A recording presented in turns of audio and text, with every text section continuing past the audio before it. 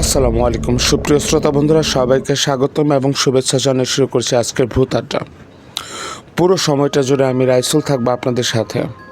গা হিম করা ভৌতিক বিনোদন পাওয়ার জন্য অবশ্যই ভূত আড্ডা শুনবেন আশা করছি। আজকের আয়োজনে গ্রামীণ ভৌতিক ঘটনাগুলো থাকছে। গ্রামীণ শক্ত ভৌতিক ঘটনা নিয়ে আমাদের এই আজকের এপিসোড। আশা করছি আপনারা পুরোপুরি ভৌতিক বিনোদন পেতে সক্ষম হবেন। তো আর কথা বাড়াবো না, সরাসরি ঘটনায় চলে যাব। তার আগে বলবো অবশ্যই আমাদের চ্যানেলকে সাবস্ক্রাইব করে রাখবেন, পরবর্তী ভিডিও পাওয়ার জন্য বেল আইকন প্রেস করে দিবেন। ঘটনায় চলে যাচ্ছে। আজকে প্রথম ঘটনাটি পাঠিয়েছেন আব্দুল কাশিম কাকা। আব্দুল কাশিম কাকা জানিয়েছেন এটি তার জীবনে ঘটে যাওয়া একটি ভয়ঙ্কর সত্য ঘটনা। আব্দুল কাশিম কাকার সাথে ঢাকায় একটি চায়ের দোকানে বসে কথা হয়েছিল, তখন তিনি এই ঘটনাটি জানিয়েছেন। ঘটনাটির সময়কাল 1995 সালের দিকে হবে। আব্দুল কাশিম কাকার বয়স তখন 35 বছরের মতো। এই আব্দুল কাশিম কাকা তার বাবা মা স্ত্রীকে নিয়ে তাদের গ্রামের বাড়িতে বসবাস করে। আব্দুল কাশিম কাকার একটি 5 বছরের ছেলেও আছে। বাবা মা স্ত্রী এবং তার সেই সন্তানকে নিয়ে তাদের সুন্দর একটি পরিবার এবং খুবই সুন্দর সুখের একটি পরিবার। আব্দুল কাশিম কাকা নামাজি ব্যক্তি ছিলেন। তিনি ধর্মকর্ম খুবই মনোযোগের সাথে করতেন। গ্রামে আব্দুল কাশিম কাকার খুব ভালো বন্ধু ছিলেন আব্দুর রহমান কাকা। ছোটবেলায় বাল্যকাল থেকেই এই আব্দুর রহমান কাকার সাথে আব্দুল কাশিম কাকার বন্ধুত্ব সখ্যতা গড়ে ওঠে। আব্দুল কাশিম কাকা এবং আব্দুর রহমান কাকা বাল্যকাল থেকেই একজন আরেকজনের বাড়িতে আসা যাওয়া করতেন। সেইভাবে তারা পারিবারিক সুসম্পর্ক গড়ে উঠেছিল। বিভিন্ন অনুষ্ঠানে যেমন একজন আসা যাওয়া করতেন একজন আরেকজনের বাড়িতে, ঠিক তেভাবে তারা একজন আরেকজনের বাড়িতে আসা যাওয়া করতেন। তাদের মধ্যে বেস্ট ফ্রেন্ড, ভালো বন্ধুত্বের সম্পর্ক গড়ে ওঠে এবং বিভিন্ন অনুষ্ঠানে বিভিন্ন যদি পরামর্শ নেওয়া লাগতো একজন আরেকজনের কাছ থেকে পরামর্শ নিতেন। বলা চলে যে এই আব্দুল কাশিম কাকা যদি কোনো কাজ করতেন তাহলে আব্দুর রহমান কাকাকে জানাতেন, আব্দুর রহমান কাকাও তেমনি বিভিন্ন কাজে আব্দুল কাশিম কাকাকে জানাতেন। তো এখন বলি, এই আব্দুর রহমান কাকার বাড়ি ছিল আবার এই আব্দুল কাশিম কাকার বাড়ি থেকে প্রায় আধা কিলোমিটার দূরে গ্রামের পূর্ব দিকে শেষ প্রান্তে আব্দুর রহমান কাকার বাড়ি ছিল। এবং আব্দুর রহমান কাকা তার বাড়ি তার পিতার বাড়িতেই থাকতেন। আব্দুর রহমান কাকারা 2টা ভাই ছিল। তারা 2 ভাই পাশাপাশি বাড়ি করেছিলেন পৈতৃক সম্পত্তির উপরে এবং সেখানে তারা বসবাস করতেন। আব্দুর রহমান কাকার 2টি সন্তান ছিল। 2টি সন্তান, একটি সন্তানের বয়স 6 বছর এবং আরেকজনের বয়স 7 কি 8 বছর হবে, পিঠাপিঠি বয়সে ছিল। 2টাই ছেলে সন্তান। এই আব্দুর রহমান কাকার কথা বলি এখন, যে আব্দুর রহমান কাকার সাথে তার ভাইয়ের এই পৈতৃক সম্পত্তিটা নিয়ে মাঝে মাঝে ঝগড়া ঝাঁটি হয়ে থাকতো এবং তাদের মধ্যে মন মালিন্যতা তৈরি হয় তাদের এই পৈতৃক সম্পত্তির বন্টন নিয়ে। তারা বিভিন্ন বিবাদে জড়িয়ে যায় মাঝে মধ্যে। এটা নিয়ে গ্রামে সালিশও হয় বিভিন্নভাবে, কিন্তু তারপরেও সমাধান হয় না। একজন আরেকজনের সাথে ঝগড়াঝাটি করতেই থাকে। ঝগড়াঝাটির এক পর্যায়ে এই আব্দুর রহমান কাকা তার 2টি সন্তানের উপরে যেন এই ঝগড়াঝাটির প্রভাব না পড়ে তাদের 2টি সন্তানকে খালা বাড়িতে পাঠিয়ে দেয়। খালা বাড়িতে চলে যাওয়ার পরে এখানে 4-5 দিন সময় চলে যায়। হঠাৎ করে একটা খবর আসে। খবরটা খুবই দুঃখজনক ছিল আব্দুর রহমান কাকার জন্য। খবর আসে তার 2টি সন্তান একসাথে পানিতে পড়ে মৃত্যুবরণ করেছে, মারা গিয়েছে। খবরটা আসার পরে চারদিকে বাতাস ভারী হয়ে যায়, বাড়িতে কান্নার রোল পড়ে যায়। আব্দুর রহমান কাকা ভেঙে পড়ে, বাড়িতে বিষাদের ছায়া নেমে আসে। খবর পাওয়ার পরপরই লাশগুলো খালা বাড়ি থেকে আস্তে আস্তে বিকাল হয়ে যায়। বাড়ির উঠোনে 2টি সন্তানের লাশ। এই আব্দুর রহমানের ভাই ভাবিও চলে আসছে। কান্নাকাটি, সকলেই কান্নাকাটি করছে। এই কান্নাকাটিতে পাড়াপড়শিদের বিলাপে আকাশ বাতাস ভারী হয়ে যাচ্ছে।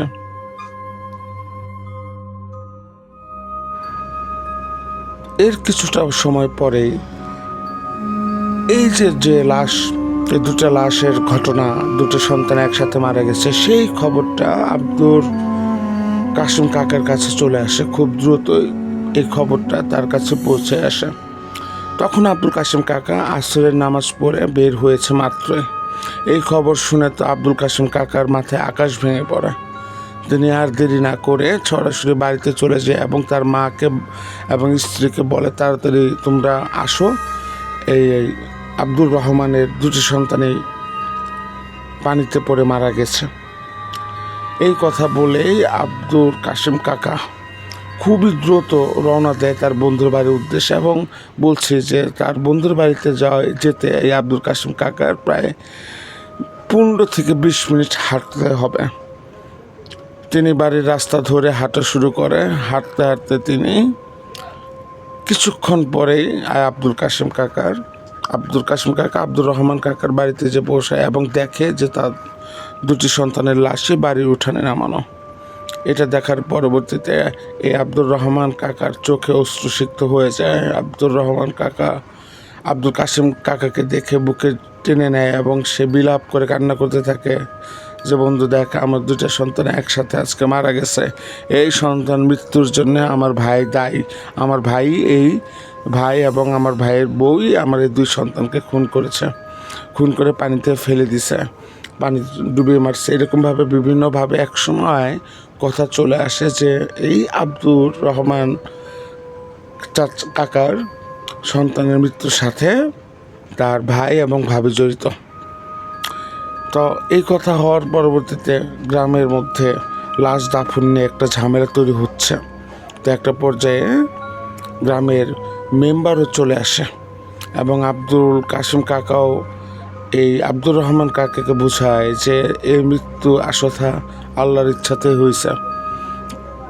বন্ধু, তোমার ভাইকে ছোটবেলা থেকে আমরা চিনি যে যত ঝগড়াঝাটি করুক তারা খুন করবে না। ভাইস্তাদেরকে কখনো তারা খুন করার মতো মানুষ না। পারিবারিক ঝগড়া হতে পারে কিন্তু সমাজে তাদের কোনো খারাপ কথা নেই।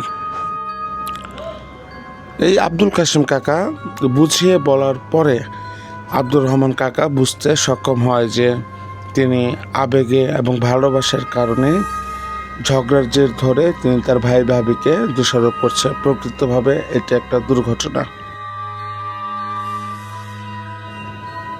তখন মেম্বার সাহেব এই আব্দুর রহমান কাকাকে বলে যে দুর্ঘটনা ঘটছে, এটা নিয়ে আর কথা বাড়াবাড়ি করার কোনো দরকার নাই। রহমান, তোমার দুটো সন্তান একসাথে মারা গেছে, এটা আল্লাহর ইচ্ছাতেই হয়েছে, এটা দুর্ঘটনা হিসেবে মেনে নাও এবং সন্তান দুটাকে দাফন করার জন্য দ্রুত ব্যবস্থা করো, কারণ রাত হয়ে যাচ্ছে। তখন এই মেম্বার সাহেবের কথাতেও সহমত জানায় এই আব্দুল কাসিম কাকাও তার বন্ধুকে বুঝিয়ে বলে যে দুটো সন্তানের লাশ দাফন করতে গেলে অনেক সময়ের ব্যাপার, দুটো কবর খুঁড়তে হবে এবং কবরস্থানও অনেকটা দূরে, 10-15 মিনিটের রাস্তা।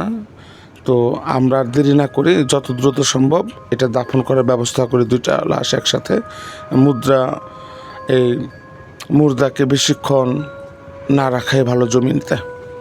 পরে সেই কথা অনুযায়ী আব্দুর রহমান কাকা সম্মত হয় এবং আব্দুল কাসিম কাকা আব্দুর রহমান কাকাকে বললে, তাহলে আমি ওইদিকে যাই, কবরস্থান থেকে যাই, দুটো কবর খোঁড়ার ব্যবস্থা করি। এটা বলে আব্দুর রহমান কাকাকে আব্দুল কাসিম কাকা সান্ত্বনা দেয় এবং বলে যে এদিকে লাশ গোসলের ব্যবস্থা তোমরা করো। তাহলে তো সবাই লাশ গোসলের ব্যবস্থাগুলি করছে। আর এখান থেকে আব্দুল কাসিম কাকা এই আব্দুর রহমান কাকার ভাই এবং কিছু মুরব্বীদেরকে নিয়ে কবরস্থান থেকে রওনা হয় কবরস্থানে কবর খোঁড়ার জন্য, কারণ এটা সময় সাপেক্ষ ব্যাপার। তাই তারা মাগরিবের দিকেই বের হয়ে যায়। এদিকে আব্দুল কাসিম কাকা কবরস্থানে চলে যায়। 2-3জন লোক ছিলেন আব্দুল কাসিম কাকার সাথে এবং কবরস্থানে যেয়ে তারা কবর খোঁড়ে এবং লাশের মাপ অনুযায়ী মাপ নিয়ে যায় এবং সেই অনুযায়ী কবর খনন করে। কবর খনন করা শেষ হয়ে যায় সুন্দরভাবে। তার তখন আর কোনো সমস্যা হয়নি। ওই মুহূর্তে মাগরিবের আজান দেয়, তারা কবরস্থানের পাশেই এই গামছা বিছিয়ে নামাজ আদায় করে নেয় মাগরিবে। আর এদিক থেকে খবর আসে যে লাশ গোসল করানো শেষ হয়ে গেছে, লাশ চলে আসতেছে। তো সেই অনুযায়ী কিছুক্ষণের মধ্যেই দুটো লাশ চলে আসে। এই লাশ আস্তে আস্তে এশার সময় হয়ে যায়, ঘন্টা দুয়েক সময় লেগে যায়। প্রায় এশার নামাজের পরপর সময় কবরস্থানে লাশ এসে পড়ে। কবরস্থানে লাশ আসার পরে সবার সাথে এই দুটো সন্তানের লাশকে আব্দুল কাসেম কাকা নিজের হাতে কবরে শোয়ান। এবং তখন আব্দুল কাসেম কাকা অস্ত্রসিক্ত হচ্ছিলেন, কারণ দুটোই তো তার সন্তানের মতো ছিল, তার বন্ধুর ছেলে। তাদের বাড়িতে আসা যাওয়া করতো, চাঁদের মতো দুটি মুখ। শেষ দেখা দেখে আব্দুল কাসেম কাকাও এবং আব্দুর রহমান কাকা হাওমাও করে কান্না করতে থাকে। এক পর্যায়ে লাশ দাফন করা হয়ে যায়। লাশ দাফন করার শেষে আল্লাহর কাছে মোনাজাত করেন। সকল মাটি মঞ্জুর হয়ে যাওয়ার পরে তখন আব্দুল কাসেম কাকা আব্দুর রহমান কাকাকে মাথায় হাত বুলিয়ে দিয়ে সান্ত্বনা দেয় যে আল্লাহর উপরে তাওয়াক্কুল করো, ধৈর্য ধারণ করো, বাসার দিকে রওনা দাও, দোয়া করো সন্তানের জন্য। তখন আর আব্দুর রহমান কাকা কিছু বলার ভাষা রাখে না, সবার সাথে কবরস্থান থেকে বেরিয়ে আসে। এখন বলছি, এই কবরস্থান থেকে আব্দুল কাসেম কাকার বাড়িতে যেতে সময় লাগবে প্রায় আধা ঘন্টা, আর কবরস্থান থেকে রহমান কাকার বাড়ির দিকে যেতে সময় লাগবে প্রায় 15 মিনিটের মতো। আর ওই আব্দুল কাসেম কাকার বাড়ি থেকে যে আধা ঘন্টার রাস্তা রহমান কাকার বাসা, ওখান দিয়ে যদি তিনি এই কবরস্থান থেকে যদি আব্দুর রহমান কাকার বাসা হয়ে তার বাড়ির দিকে রওনা দেয়, তাহলে তার প্রায় 40 মিনিট লেগে যাবে। আর এই কবরস্থান থেকে বের হয়ে যদি চকের মধ্য দিয়ে রাস্তায় উঠে তার বাড়ির দিকে যায়, তাহলে তার 25 মিনিটের মধ্যে বাড়ি চলে যাওয়া যাবে। এর জন্য আব্দুল কাসেম কাকা আব্দুর রহমান কাকাকে বলে যে তোরা বাড়ি যা, আজকে আর আমি তোদের বাড়ির দিকে যাব না, আমি এই চকের উপর দিয়ে যে ওই রাস্তায় উঠবো, মেন রাস্তা, গ্রামের মেন রাস্তায় উঠবো, ওখান দিয়ে আমি গেলে তাহলে দ্রুতই পৌঁছে যাব আধা ঘন্টার মধ্যে। তো এটা বলেই আব্দুল কাসেম কাকা বিদায় নেয় এবং তিনি আল্লাহর নাম নিয়ে রাতের ঘুটঘুটে অন্ধকার, আকাশে চাঁদ ছিল না, হয়তো আর চাঁদ দেখা দিচ্ছিল না, অমাবস্যা চলছিল। আব্দুল কাসেম কাকার এতটা মনে নেই, কিন্তু আকাশের কিছু একটা আলো ছিল, কিন্তু অন্ধকার রাত ছিল। তিনি আল্লাহর নাম নিয়ে বের হয়ে যায় এবং তাড়াহুড়া করে আসার জন্য আব্দুল কাসেম কাকা একটা টর্চ লাইট আনতে মন নিচ্ছিল না। তখনই আব্দুল কাসেম কাকা আল্লাহর নাম নিয়ে চকের আইল ধরে রওনা দেয়, কারণ সেখান দিয়ে 5 মিনিট হেঁটে যাওয়ার পরে গ্রামের রাস্তায়, মেন রাস্তায় উঠতে পারবে। তো তখন পর্যন্ত সব কিছু ঠিক ছিল। প্রায় চক পাড়ি দেওয়া শেষ, প্রায় আর 2-1 মিনিট লাগবে গ্রামের রাস্তায় উঠতে। দুই পাশে ধান ক্ষেত।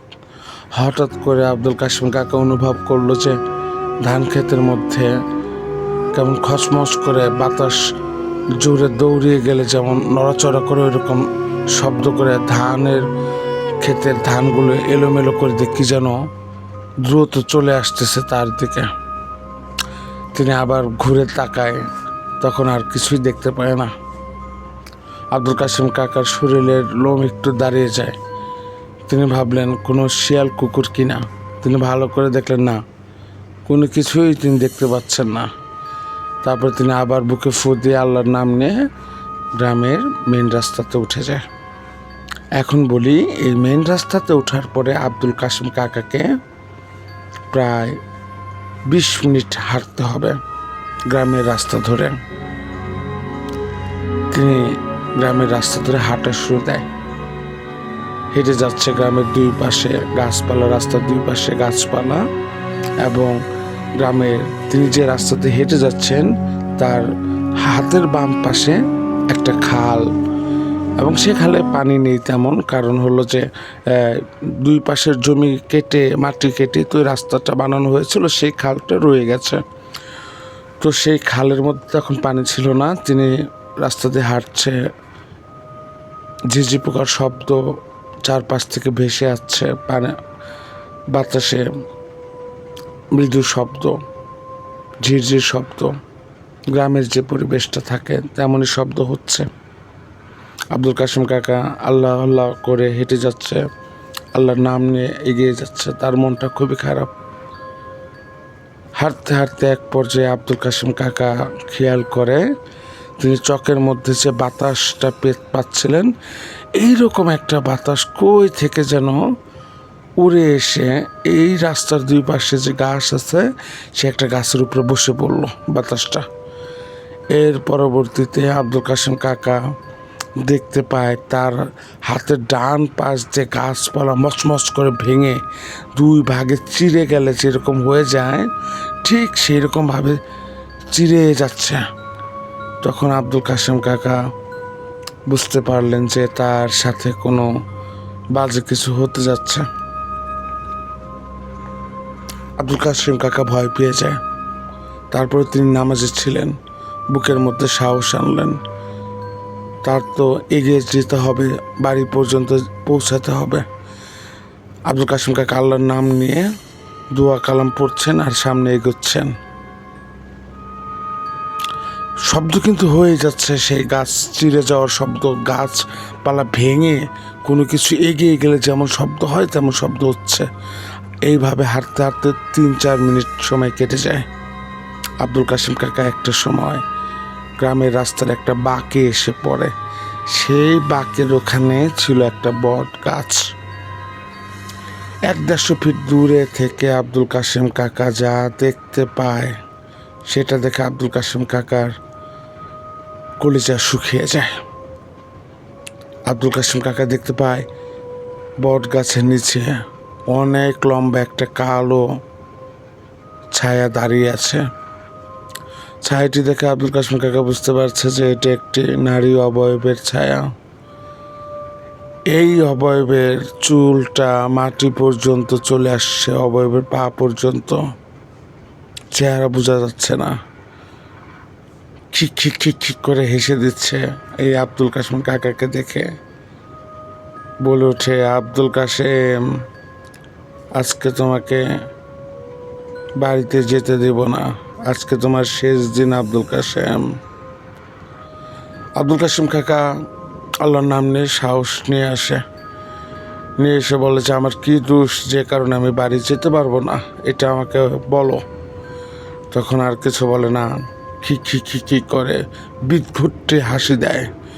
এই হাসি শুনে আব্দুল কাশেম কাকার গায়ের লোম সব দাঁড়িয়ে যায়। তিনি আল্লাহর কাছে সাহায্য চান, আল্লাহ আমি কি অপরাধ করছি যে আমার এরকম শাস্তি হবে? আল্লাহ আপনি আমাকে সাহায্য করেন, আপনি আমাকে রক্ষা করেন, আমি হয়তো বড় বিপদে পড়ে গেছি। এটা বলে তিনি দোয়া পড়ে সাথে সাথে বা মাটির রাস্তার চারপাশের মাটিতে একটা বৃত্ত এঁকে দাঁড়িয়ে পড়ে। তখন ঘটে ভয়ঙ্কর ঘটনা। বৃত্ত দেওয়ার সাথে সাথে বাতাসের গতিতে সে ছায়াটা আব্দুল কাশেম কাকার 1-2 ফুটের মধ্যে এসে পড়ে। চারপাশে দ্রুত ঘুরতেছে এবং আব্দুল কাশেম কাকাকে ভয় দেখে যাচ্ছে। আব্দুল কাশেম কাকা চোখ বন্ধ করে আল্লাহ তাআলার জিকির করছেন।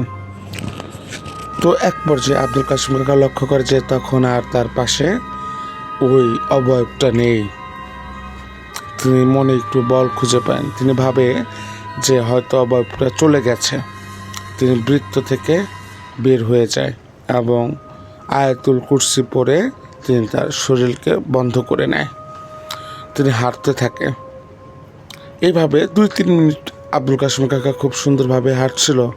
তিনি একটু স্বাভাবিক হয়ে উঠছিল, কিন্তু এই সময়টা স্বাভাবিক সময়টা বেশিক্ষণ স্থায়ী হয় নাই।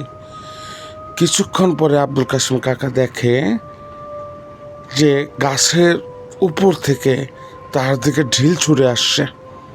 বড় বড় চাকা, ঢিলের চাকাগুলো তার দিকে ছুটে আসে, কিন্তু আল্লাহর রহমতে একটা ঢিলের চাকাও এই আব্দুল কাশেম কাকার শরীরে লাগছিল না। তার কানের পাশ দিয়ে তার মাথার উপর দিয়ে চলে যেয়ে ধান ক্ষেতের দিকে পড়ে যাচ্ছে।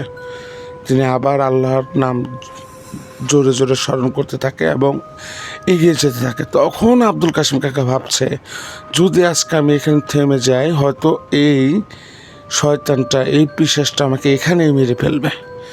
এইভাবে চলতে চলতে আব্দুল কাসেম কাকা এই ফসলি জমির পাশের যে আশেপাশে যে ফসলি জমিগুলি ছিল সেই রাস্তাটুক পার হয়ে লোকালয়ের 2-3-4টা বাড়ি একসাথে আছে সেই জায়গাটা এসে পড়ে।